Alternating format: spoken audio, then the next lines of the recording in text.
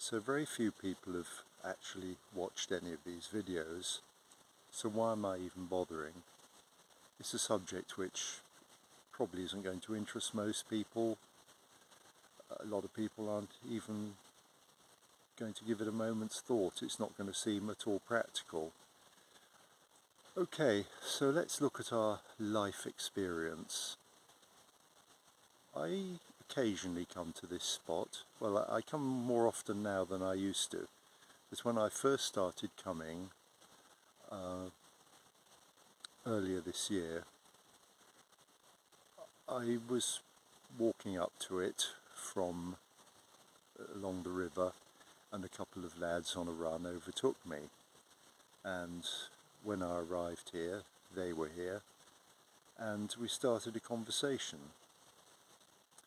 So in the end we ended up talking about the obscure subject of Rudolf Steiner and his Philosophy of Freedom, one of his seminal books. So, first of all, what are the chances of that happening?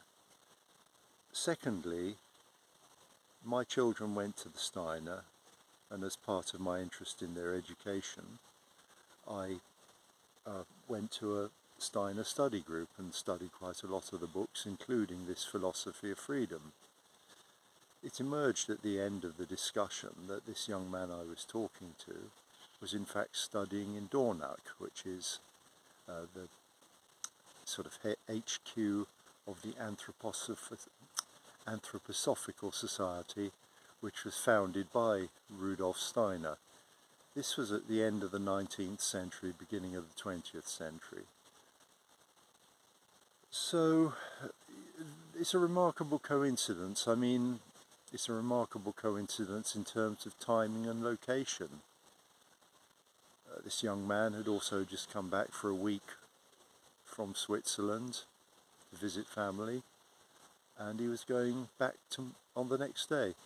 So many of us will have had coincidences which, you know, they seem to be meaningful, and you ask, well, what are the chances of that? And I think an observant person will not just sort of say, oh, it's purely chance, that they will tend to take the view that there is some cause beyond our immediate physical person, some reason why this event came about. And I imagine many people have had this kind of thing. So yes, I'm talking to people possibly about their personal experience. So from this personal experience, and also from, you know, general reading and attempting to understand life, I arrive at the conclusion that we do not exist as meat sacks with no connection with anything else, that in a sense we exist in a field. We exist in a field with other people, and we're in communication whether we know it or not, and that events, to some extent, well, the events organise themselves for us to walk into, in a sense. I mean, Jung talked about the collective unconscious, and he talked about synchronicity, meaningful coincidences. That may be a little bit different, but it all implies that there is a connection between us which isn't obvious, which isn't physical. So, okay, here I am, I'm speaking into a phone, and this will go up on the internet, or maybe it won't, it depends how it comes out. And I'm articulating thoughts that I take seriously. An aspect of this book which I mentioned, The Philosophy of Freedom, Steiner deals with the question of nominal thought and living thinking. Now, nominal thought is just basically where you're dealing with labels, you're discussing something in a rather dry, technical way. There's no real emotional engagement. It's just the machine sort of verbalizing stuff. Whereas living thinking, as I understand it, is sort of like involving the very matter of thinking, of thought. To use the Steiner model, and many other models, we're talking about higher planes where these things actually originate. In fact, it probably seems more accurate to see this body as an antenna, and that the mind doesn't just get generated in the brain, but that this antenna is the means by which the mind expresses itself, or the mind that is associated with us, or the emotions, or whatever it may be. That it's not from the brain up, it's from higher levels down, and you could call those levels spiritual, or you could call them dimensions. It's just a question of what model you want to use. So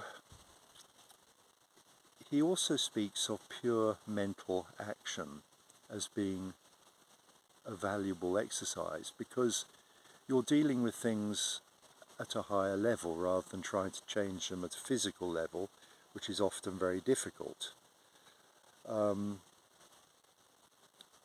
So how does this fit into our day-to-day lives? Well, I've been talking about the golden rule, and putting forward the idea that basically we need to work, that if we work towards the good, then we are automatically counteracting the activities of the evil. I think many of us would probably agree that there is a lot of evil going on at the moment. I mean, there always is, there always has been. So it's nothing new in that sense. It's just the modern way of doing it. One aspect of that evil, you might say, is that we can't trust the institutions not to lie to us anymore. So we also can't trust the media. I think many will have experienced this, that basically many of us realise that we've just been fed a diet of propaganda. So what's the purpose of this? It seems that you can basically, say, go on the internet and you can find opposite views on the same matter. And it's like this old selling technique where you offer the false choice. You say, well, you can have this and that's crap, or you can have this and that's good, and these are choices. Well, that they are not your choices. You have other choices. You have any other choice you can imagine, and you can also simply walk out on it.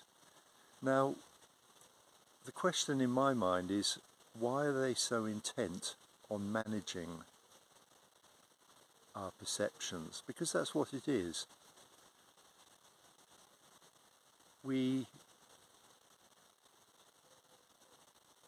It looks very much as though they want us to take sides all the time, because if we take sides we never really stop and think, or we never get to the nub of the issue. I mean, okay, looking at recent issues, do we side with Ukraine? Do we side with Russia? Do we side with Israel? Do we side with the others? Perhaps in the end a lot of us are just sick of people being killed for well, just people being killed full stop. What's it all about? Women, children, you know, mass starvation, mass killings, and really what comes out of it for ordinary people at the end of that.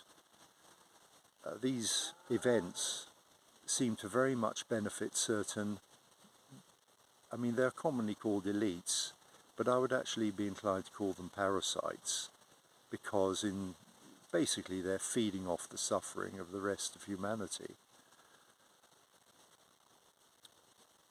There is an acronym, let us call them THEY, and THEY stands for the hierarchy exploiting you.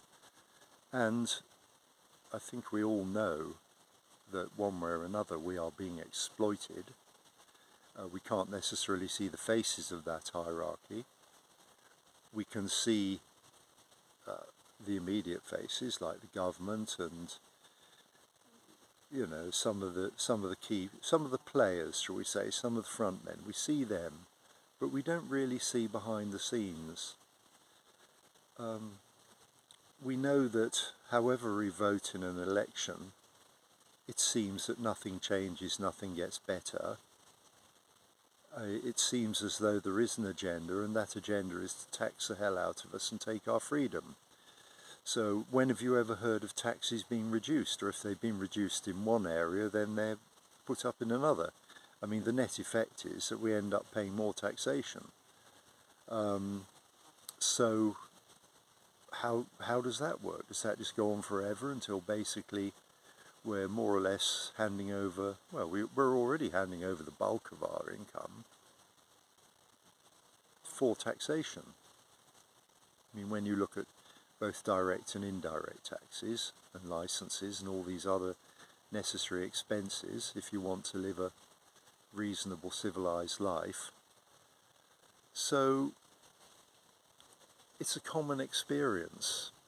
We know about that. It's just, if you have lived several decades, you may well ask yourself what has been gained, and very likely you ask yourself what has been lost, because life as I know it now is not as it was back in my youth. It's very much less free, and basically they're trying to regulate every aspect of our lives. I touched on this in the first video with regard to you know, compelled speech or forbidden speech and all that kind of thing. So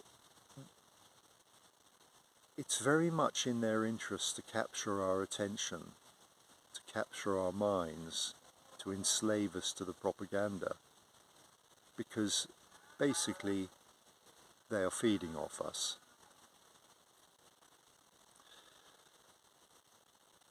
So we have to start from a certain point of view. People doing that are obviously, you know, they don't have our good at heart. And I think once we basically accept that they, the hierarchy exploiting you, are actually evil, and we understand that we can't negotiate with evil, then from that position we can start to get together and formulate solutions.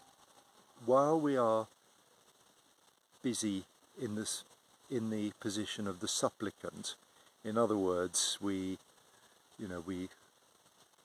appeal to some other party and we support another party to win an election, say. Has it really ever done any good? There is maybe a honeymoon period, and that honeymoon period is sort of dangerous because it means we take our eye off the ball. Meanwhile, the agenda rolls on, and once again nothing changes, and in all probability things get worse. So we have to look at that and say, well, it's just not working for us. So how do we start doing something that works? I mean, I have mentioned this golden rule to start shifting things towards the good, and to stop being used as tools in their game, to not be weaponized against our fellow man. This is, for the moment, it's my underlying premise that the way to fight the evil is actually to move towards the good and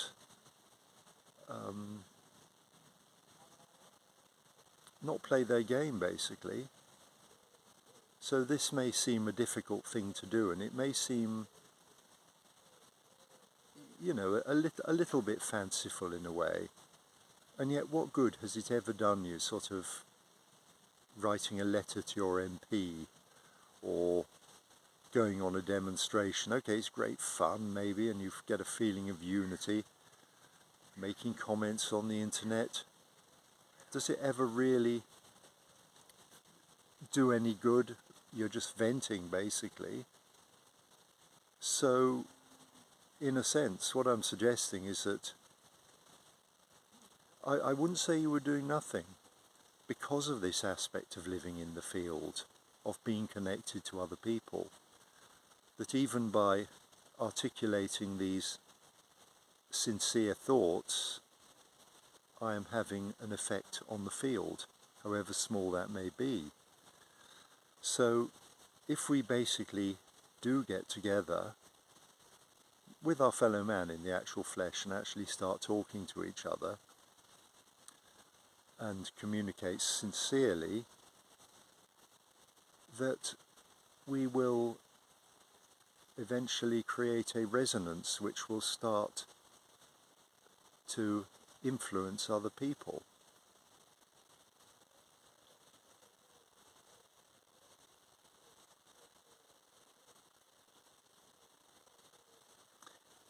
It is, I know it sort of sounds a little bit mystical, but once we start getting other people to discuss things in a sober and sincere way, for a start we find out who our allies are, or who our tribe is. I had a call about 3 weeks ago from, it was a cold call, and it turned into a 40-minute conversation with this very intelligent lady who understood exactly what I was talking about when I somehow managed to get a conversation going on the subject. And she was saying how this was also her experience with some of her friends. Once you start talking to people, you find out what other people are feeling and thinking. And it's possible that many more people than you imagine are feeling and thinking in the same way. And so, in isolation, okay, we just do it, we just think with ourselves, and maybe we don't make that much progress. It's the interaction with other people where ideas come to life. And so, firstly, I would suggest that people should get out and actually start talking to people in the flesh. And secondly, that we stop making choices to which we are being guided, or just stop taking sides. That's the thing. There's an old cartoon with the king standing on his battlements and the peasants are down below, and his advisor says to him, "Don't worry, all you've got to do is convince the people with the pitchforks that the people with the flaming torches want to take them from them." And that more or less sums it up. It's all about divide and rule. If we can get together with others and reach common ground, and they speak of the silent majority, well, that's who needs to speak, the silent majority. But in the end, I think it's going to be the more thoughtful people who are capable of the most of formulating ideas and translating them into action. We need to do something, but first we need to unite and shake off the blinkers